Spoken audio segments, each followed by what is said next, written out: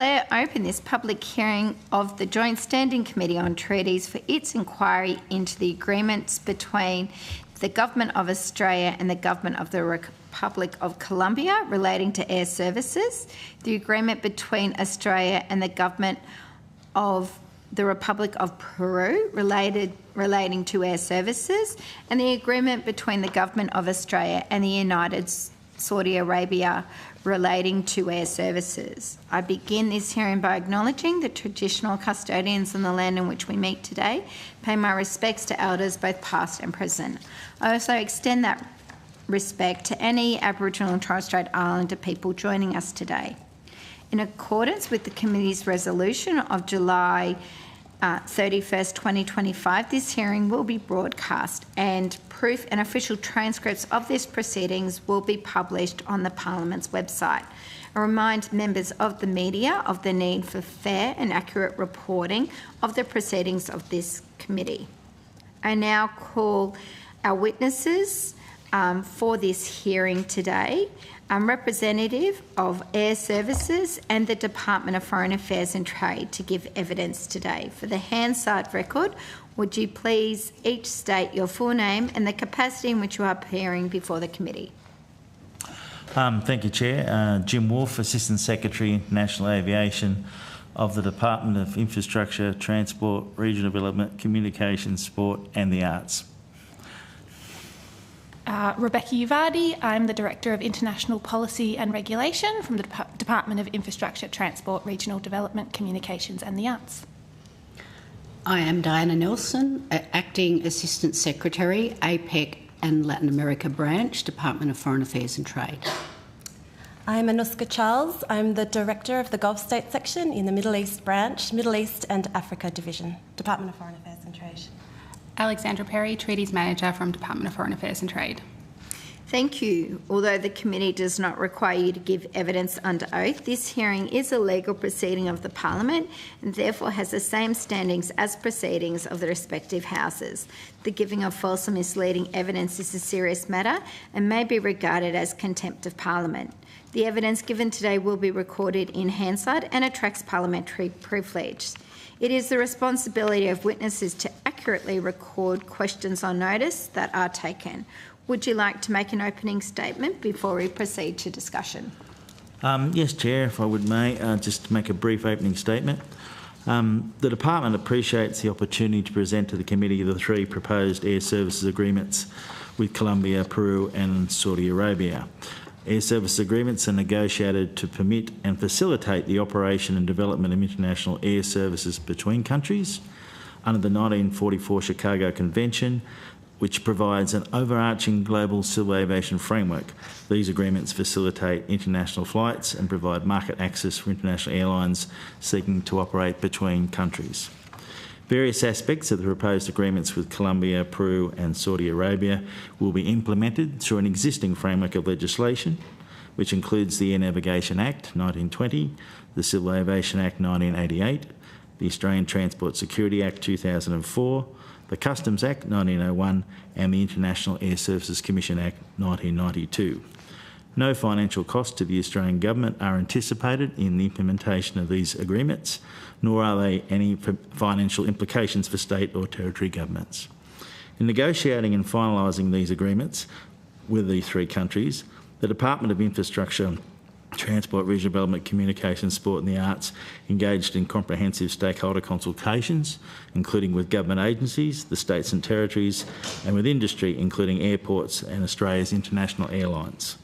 The Department maintains a model air services agreement text, which is updated from time to time to reflect developments in our aviation policies, international trends, and a template air services agreement, which is produced by the International Civil Aviation Organisation. The proposed air service agreements with Colombia, Peru and Saudi Arabia closely reflect the Australian model text. Any differences from that text were the result of amendments agreed during negotiations with these three countries. As with all air service agreements, these agreements oblige the Australian Government and the relevant foreign government to allow designated airlines of each country to operate services between the two countries. services are operated in accordance with the terms settled between aeronautical authorities and are subject to compliance with applicable laws, including safety, aviation security, customs, quarantine and competition law. The proposed agreements with Colombia, Peru and Saudi Arabia will establish for the first time a treaty-level air service agreement between Australia and each of these countries. In conjunction with the commercial entitlements, these will also allow international airlines of Australia and those countries to develop and operate international services between our countries should they choose to do so. The Department acknowledges the considerable delay in tabling these three agreements in Parliament and bringing them to consideration for JSCOT. Two of the proposed agreements, Peru and Saudi Arabia, were signed in 2017, while the proposed agreement with Colombia was signed in 2019. These delays have not affected the operational application of the proposed arrangements with Peru and Saudi Arabia, as they have been applied on an administrative, non-legally binding basis under the auspices of Memorandum of Understanding. The MOU with Peru was signed in 2013, while the MOU with Saudi Arabia was signed in 2011. This means that both of these proposed agreements are already being observed by the relevant aeronautical authorities pending entry into force, which has allowed designated airlines to use these opportunities under these agreements since the MOUs were signed, should they have wished to do so. The proposed agreement with Colombia is slightly different due to domestic requirements, and Colombia has not been applied on an administrative, non-legally binding basis. The proposed agreement is still supported by an MOU, which was signed by aeronautical authorities of Australia and Colombia in 2017. Because the proposed agreement with Colombia has not been applied on an administrative basis, designated airlines of Australia and Colombia have not yet had the opportunity to utilise the opportunities until it comes into force. In accordance with both Australian and accepted international practices, the MOUs settle more detailed commercial entitlements that determine the scopes of airlines' obligations under the air services agreements. These MOUs are by custom confidential between aeronautical authorities and are not distributed publicly. We have provided confidential copies of the MOUs with Colombia, Peru and Saudi Arabia to the committee to support your consideration of these arrangements. The delay in tabling these agreements is in part due to the COVID pandemic, when for several years all countries, including Australia, stopped air services negotiations and treaty processes and focused on international travel regulatory restrictions. Since then, the Department has supported Australia's post-COVID economic recovery by expanding Australia's air services agreements, which has helped facilitate the recovery of international tourism and trade. We've also developed a program to progress the backlog of air service agreements requiring domestic treaty processes, including those that will be provided over the next few years for the committee's consideration. We are also, of course, dependent on other countries' completion of their formal treaty processes, and we note in this regard that both Peru and Saudi Arabia have notified us that they have proceeded with domestic processes that will allow these agreements to enter into force. We will be happy to take any questions the committee may have on the proposed agreements with Colombia, Peru and Saudi Arabia. Thank you, Chair. Thank you. I did have a few questions about timing, so just sort of picking up on that last part of your opening statement. So just to help us clarify, so the MOUs go back to 2011, 2013. So that's like over a decade ago, in fact, a bit longer. So then the process was to negotiate a treaties, one signed in 17 and one signed in 19. But the delay to refer those two to JSCOT, you're saying is because of the pandemic disrupting global travel? Yes, Chair, that's a significant part of it, but we also, since COVID, our focus has been on the negotiation of more agreements with other countries to help Australia's economic recovery. When you say more agreements, more air services agreements, like how many are we talking about? 11. And are they all identical? Is that the goal, to see them be similar, or are they all? They're very similar, yes. Right, okay. And so we should expect, so this is 3, we should expect another 8 coming our way? Yes, I think we've got, there's a couple in particular that I should mention that are coming up. Just get those names for you. We've got You get the names? Yeah, so we Sorry, have- Rebecca. We have Nauru, Kiribati,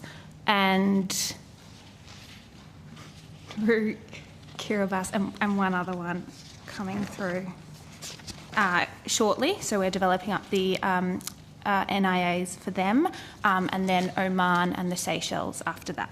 So am I right in suggesting that there's now a bit of a model kind of treaty template that we're taking to countries to say this is what we now want to adopt as a new best practice with Australia? Yeah, that's correct, yeah. Right. Okay. So Peru, when did Peru and Saudi Arabia enter into there? So you said that they had gone through their internal processes and it's now in force. When did they do that? I'll check that date for you. It's fairly recently, and when we say it's in force, from their perspective, the MOU's been in force for many years. This is just the formalisation of the treaty arrangement. And can you give us any insight into Colombia and what their internal processes are like, or whether they're waiting for us to move first? I think their process links the domestic side of it with the treaty side of it, so their process is a little bit slower. They haven't indicated to us recently that they are ready to sign, but we will certainly, once we have informed them that we've completed our process, we'll be hoping that they would follow shortly thereafter. Is that related to the kind of like current DFAT smart traveller categorisation of Colombia as a level 2 country? Like, how does that then interact with this agreement? Like, exercise high degree of caution when travelling to Colombia. How does the smart traveller intersect with this agreement? Smart traveller, my DPAC colleagues, it doesn't affect the impact on these particular arrangements. That's obviously advice provided for those travelling to that country, but doesn't impact on the treaty arrangement. Right. Okay.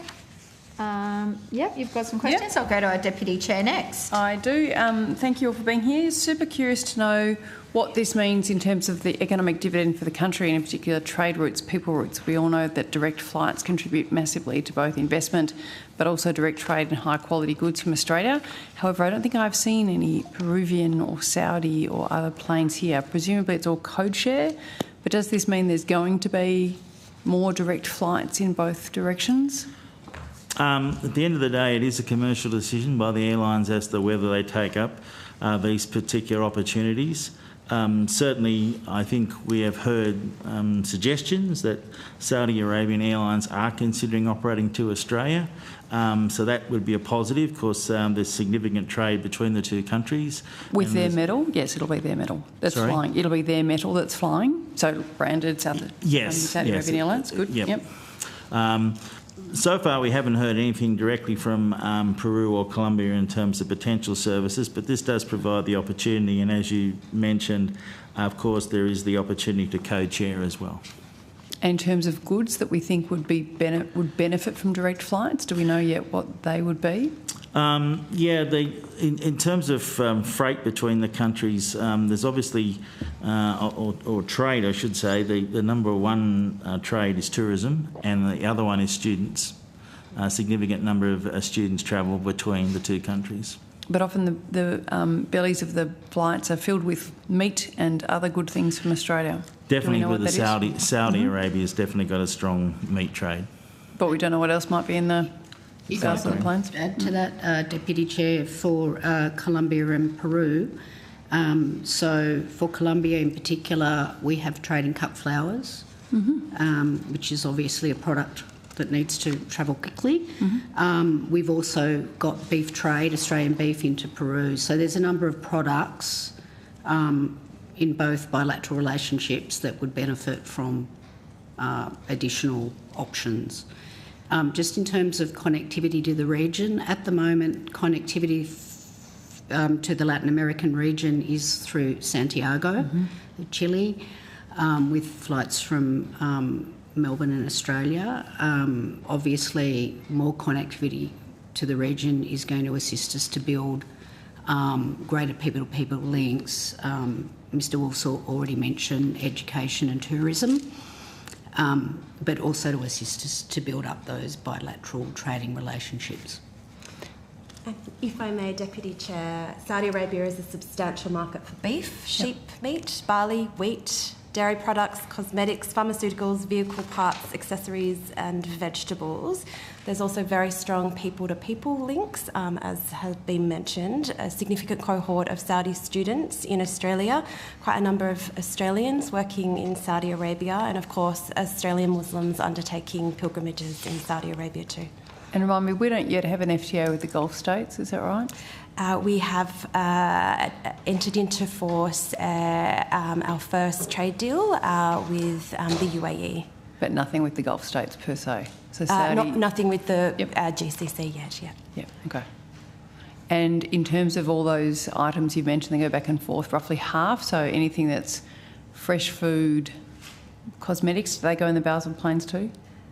I would have to take that on notice. Okay, that's all right, just curious to know. That's all, I think, for me. Thanks. Okay, a member for Sturt. Thank you. Thank you all for being here this morning. I just have one question. I'm curious about how you determine passenger capacity. So I think in the range of agreements we were provided with, there is a range of options. So 7 flights a week to some parts of Australia, 4 flights a week, to other parts, depending on which country you were looking at. How do you determine that, and what impact does that have on other airlines servicing sort of other parts of the world, and the impact on Australian travellers? Yeah, thank you. We basically we consult with stakeholders about their interest in particular markets. That's a key consideration. We do have a general standard Saudi position that we do like at least a daily service. So 7 services a week is sort of our baseline.